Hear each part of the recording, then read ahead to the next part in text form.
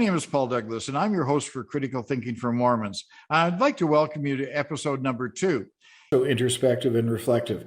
Introspection is the art of being aware of your thinking. The quality of our thoughts reflects the quality of our actions. Thinking about our ideas not only affects our behavior, it also predicts our success.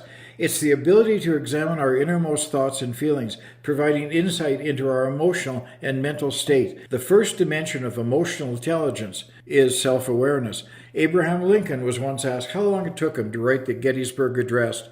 He replied, "All my life." Lincoln was an introspective man. I don't doubt he could have been able to write the Gettysburg Address without looking inside himself first.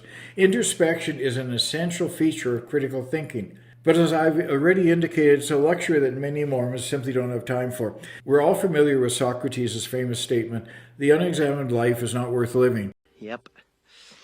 I said it before and I'll say it again. Life moves pretty fast. You don't stop and look around once in a while, you could miss it.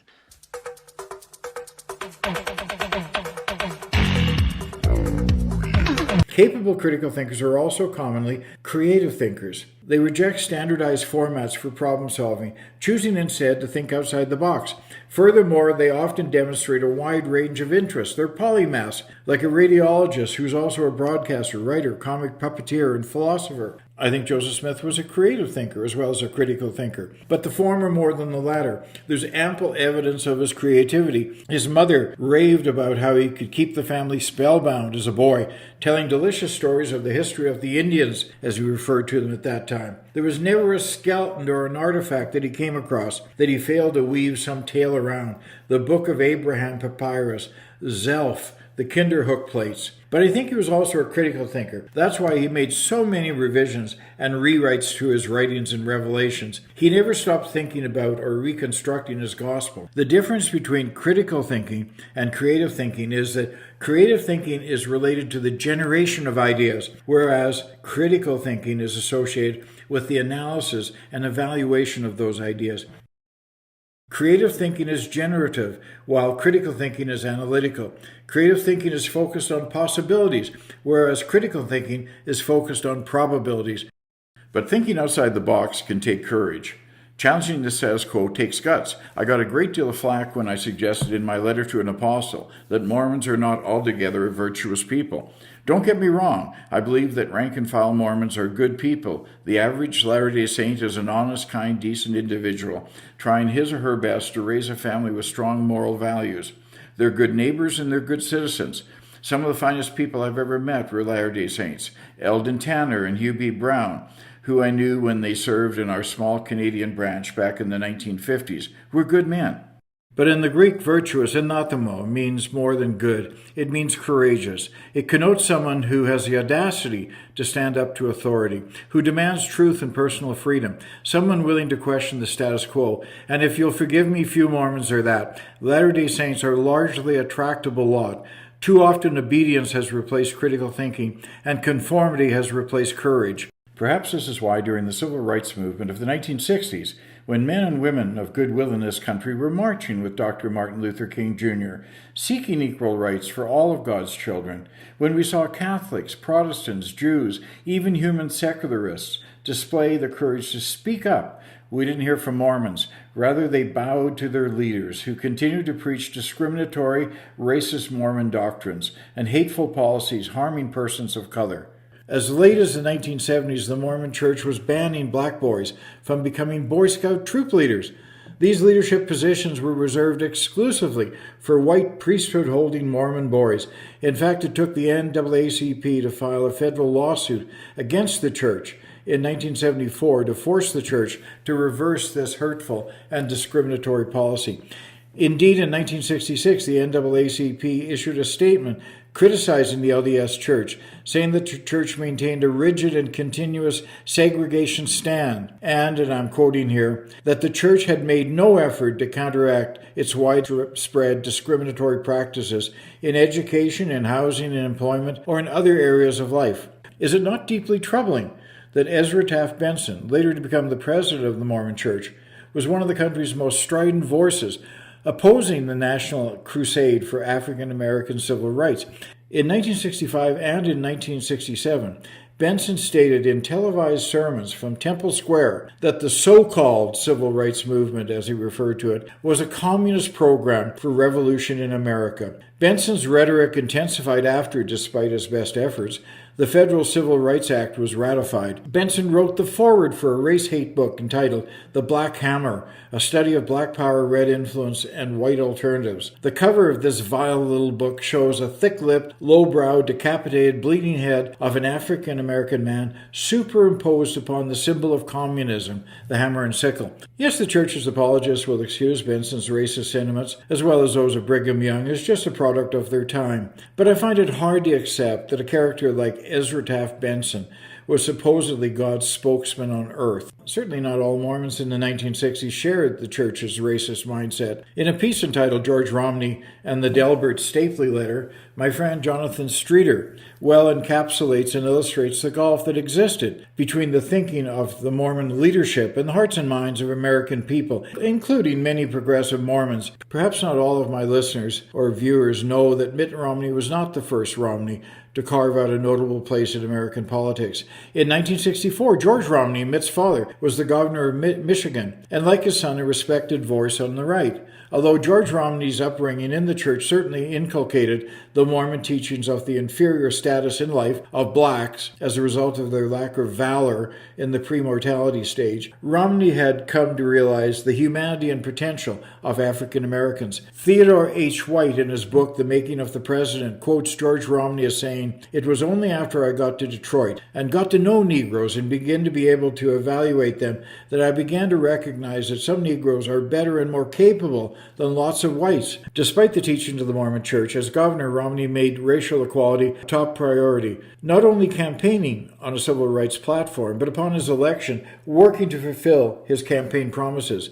In his first State of the State address, he declared that Michigan's most urgent human rights problem is racial discrimination in housing, in public accommodations, education, administration of justice, and in employment.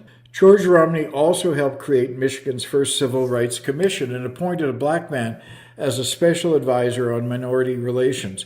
Romney also appointed an African American as the vice chairman of the state's Republican Party. In short, George Romney not only talked the talk, he also walked the walk when it came to overcoming systemic racism. It was after hearing Romney speak in support of the Civil Rights Bill of 1964 that church leaders finally attempted to rein in George, who was unquestionably the most powerful Mormon in U.S. politics. On the 23rd of January 1964, Mormon apostle Delbert Stapley, in a letter to Romney, reminded him of several aspects of LDS theology and doctrine regarding the Negro. I won't bore you with Stapley's entire condescending letter, which not only lectures Romney, but also gives him a number of reading assignments. But in his letter, Stapley justifies the church's racism, quoting Joseph Smith and other past Mormon leaders, and issues Romney with a stern warning that if he continues down the path that he's entered on, his future may be just as unhappy as Lincoln, McKinley, and Kennedy. When I reflect upon the prophet's statements and remember what happened to three of our nation's presidents,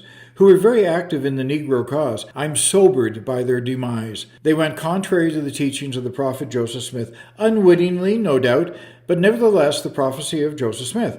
Those who are determined to pursue a course which shows an opposition and a feverish relentlessness against the decrees of the Lord will learn, when perhaps it's too late for their own good, that God can do his own work without the aid of those who are not dictated by his counsel. He concludes his cheery letter with Joseph Smith's suggestion that we should buy up all the Negro slaves and transport them back to Africa from whence they came. Send them back to where they came from.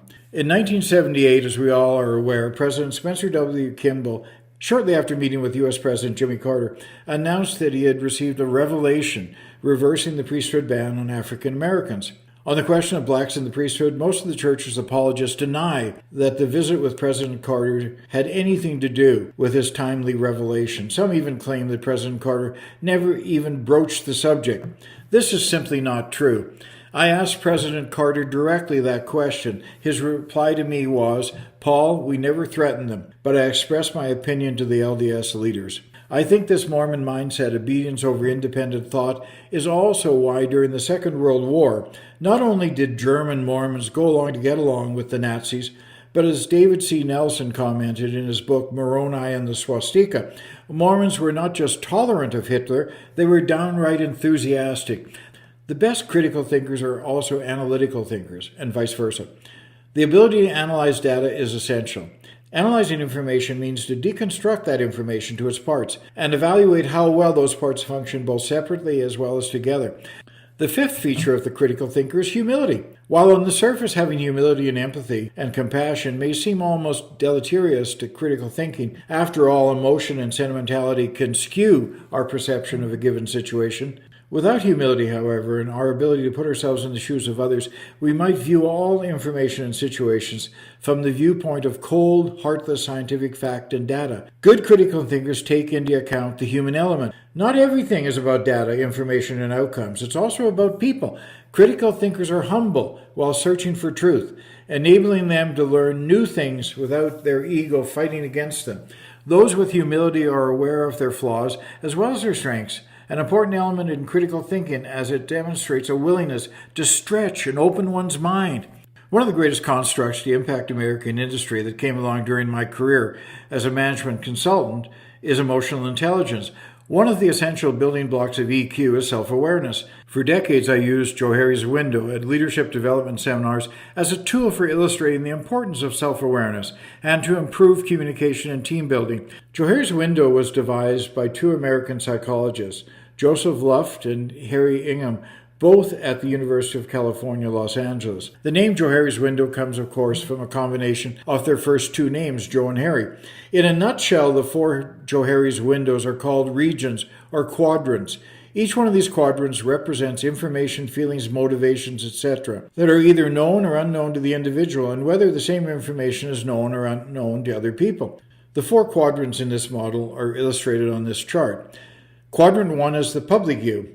It's the you that everybody knows and loves. It's the behavior and skills that are, of course, reflective of your attitude, feelings, and motivations. But it's not the only you. We all wear masks for various reasons, Mormons more than many.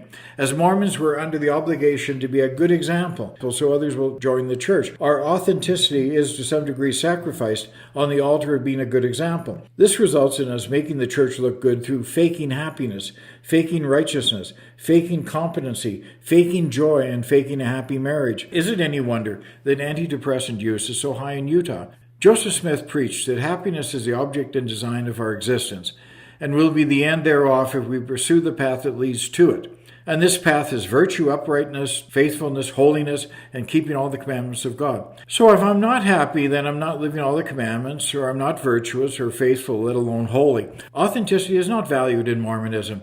I can think of numerous examples of inauthenticity practiced by Gordon B. Hinckley, or Jeffrey Holland, or John Taylor, or many, many others. Quadrant 2 is made up of those things that are known to us but not known to other people. And I'm not just thinking about the skeletons in our closets, and there may be some of those, but the things that we never share with other people. And I don't care how intimate the relationship is that you're in with another person. They'll never know you as well as you know you. Quadrant 3 is made up of those things that are known to other people but not known to us. Again, none of us see ourselves exactly as others see us. Robbie Burns, the great bard, used to say, the gift of Gia is to see ourselves as others see us. None of us do. Some of us are closer to reality than others. Some of us are right out there in left field. The higher up the hierarchy one rises in the Mormon Church, the less likely it is that one will be given feedback, constructive or otherwise, by those below. Elder Oaks even codified it. It's wrong to criticize leaders of the church, even when the criticism is true. Alfred Lord Tennyson expressed greater wisdom when he said, "He is all fault who has no fault at all." Quadrant 4 is made up of those things that are neither known to us nor are they known to other people, yet they exist, and they influence our behavior in profound ways. This is the subconscious and certainly beyond the scope of this discussion, as well as my training and capabilities. When we think propaganda, most of us think of Paul Joseph Goebbels, the Reich Minister of Propaganda in Nazi Germany between 1933 and 1945. But the real father of this dubious art was Edward Louis Bernays, an American pioneer in the field of public relations, and the nephew of Sigmund Freud. In fact, Goebbels relied on Bernays' book, Crystallizing Public Opinion, to formulate his vile campaign against the Jews. Bernays was the first to focus on manipulating public opinion through the use of the subconscious. He called this technique of opinion molding the engineering of consent, and it was employed in 1917 by President Woodrow Wilson in the Committee on Public Information to drum up support for the First World War. Indeed, in one form or another, it's been utilized to promote every foreign war the United States has engaged in since that time. Not only did Bernays help convince Americans to support World War I, but he also convinced women to smoke cigarettes, Americans to use disposable Dixie cups, and to drink fluoridated water. His philosophy is reflected in the following Orwellian statement. If we understand the mechanism and motives of the group mind, is it not possible to control and regiment the masses according to our will without their knowing about it? The recent practices in propaganda have proved that it is possible, at least to a certain degree and within certain limits. I've got a feeling that Bernays didn't truly believe that there were any limits. Bernays liked to think of himself as a kind of psychoanalyst to troubled corporations.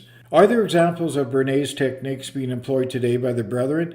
In the words of the darling Elizabeth Barrett Browning, let me count the ways. When we self-disclose to others, the public self becomes larger and the private self becomes smaller. When we receive honest feedback from other people, it also enlarges the public self and reduces the size of our blind zone. There's a tendency, however, for underlings to be very reluctant to provide honest feedback to individuals in power. It's the shoot the messenger problem. Enlightened leaders encourage it, but sadly not all who hold the reins of power are enlightened. Who in the 12 has the courage to tell President Nelson to stop with the bogus miracle stories? Why is critical thinking important? Well, for one thing, self-defense. You come home late one night. It's dark. You're alone. And as you use your key to open the door, you find it's open. In fact, it's ajar. You think to yourself, that's strange. I'm sure I locked my door. But as you step into the foyer and notice that many things are askew, items are on the floor, pictures are down from the wall, it suddenly strikes you that you may have been burglarized. Just at that moment, however, you suddenly are grabbed from behind by a hulk of a man. If you're trained in self-defense techniques, would it increase or improve your chances of survival? Of course it would. Self-defense opens up a source of freedom for women and men in a world where not everyone is kind and honest and has your best interests at heart. The same is true when it comes to critical thinking. And while the antagonists in this arena may not want to physically harm you, they want you to believe what they believe, value what they value, and do what they want you to do. Well, who are these people? Pretty much everybody that you'll come in contact with. Parents have an interest in exerting influence over their children, even their grown children. Friends seek to influence you, as does your boss. Co-workers and subordinates. But where I think the self-defense analogy fits best is in our interactions with large and powerful social institutions, such as political parties, the media, advertisers, and most importantly, large and powerful organized religious bodies, whose job it is to get you to think as they think and do as they do, who have an enormous amount of resources and expertise at their disposal to accomplish their task. The goal in politics is to acquire support, to gain and maintain power. In the field of advertising, the goal is to sell products and services. And while in the case of high-demand religious organizations of the corporate ilk, Mormonism and Scientology perhaps being the best two examples, the stated goal may be to save souls or change hearts and minds and encourage good works, but the real purpose, in the organizational bureaucratic sense, is to recruit and maintain membership, followers, so they can acquire their time, their talents, and their fortunes. I'm not suggesting that there aren't good people in politics or business or advertising or religion who sincerely want to serve the needs of other people. The point is, however, that these institutions themselves often care little about what matters to their constituencies. What they value, what's meaningful to them, is anything that maintains their viability. These powerful organizations have a logic and a dynamic all their own. But here's the rub. By knowing which buttons to push, these manipulative gods of influence can effectively get us to believe something or do something that is altogether irrational and illogical. This is the primary reason why we need to enhance our critical thinking skills, self-preservation. The primary tool manipulators use is emotion. Human beings are emotional creatures as well as thinking ones. The Greek philosophers realized that people can sometimes be persuaded by the force of feelings and emotions alone. This approach is called pathos. We're guided and controlled by our emotions, as exemplified by the fight-or-flight response. Our everyday habits, our routines, rituals, attitudes, and perceptions are all influenced by our emotions. So much so that we don't even realize sometimes when we're being programmed by them. When we become overwhelmed by an emotion, it seems to take over our perception and awareness of life at that moment. The present moment experience is seen through the lens of emotion. If we're overwhelmed by joy or happiness or sadness or fear or love or lust or any other emotion, we're hard-pressed to think or feel anything else. We're feeling and sensing organisms. Our mind is rationalizing what our brain has already sensed. Well, this concludes today's broadcast. This is Paul Douglas inviting you to tune in next week for another edition of Critical Thinking for Mormons.